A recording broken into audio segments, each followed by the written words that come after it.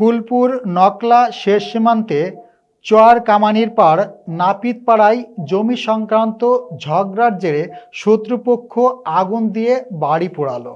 Crime reporter Sumi Akter জানান, বুধবার আনুমানিক 2:45 দিকে ফুলপুর নকলা শেষ সীমান্তে চর কামানির পাড় নাপিতপাড়ায় জমি সংক্রান্ত বিষয়ে শত্রুপক্ষ আগুন দিয়ে বাড়ি পোড়ালো।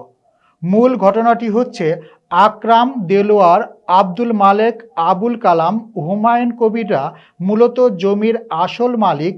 তাদের জমি বেদখল দেওয়ার জন্য শওকত, মুশারফ, হেলিম, ফরিদ, চঞ্চল, আনারুল, বাবুল, আকাশ, লাল মিয়া তারা পূর্ব শত্রুতার জের ধরে এর আগেও কয়েক মাস আগে তারা হামলা করেছিল এবং 3 তারিখেও তারা হামলা করে এবং রাতে 2:45 4 তারিখে তার জমি সংক্রান্ত বিষয়ে শত্রুপক্ষরা বাড়িঘর পুড়িয়ে দেয়। বাড়ি পুরানোর আগে বিভিন্ন জিনিসপত্র লুট করে ও আকরামের মুদির দোকান লুট করে।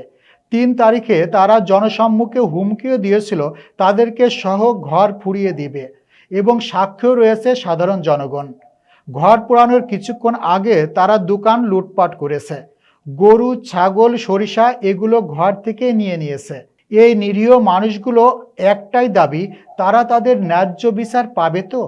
ওরা আগে আঙ্গর সাথে ঝগড়া করে আঙ্গরে মারপিট করছে, আঙ্গর ঘর বাড়ি কুবাইছে, আমগরে সাপকাবলা ক্ষেত এই ক্ষেত বেদখল দিছে, আমগরে এতে উদাও করে দিবার। আমরা কই থাকবো কই, আমগরে তখন বিপদ হয়েছে।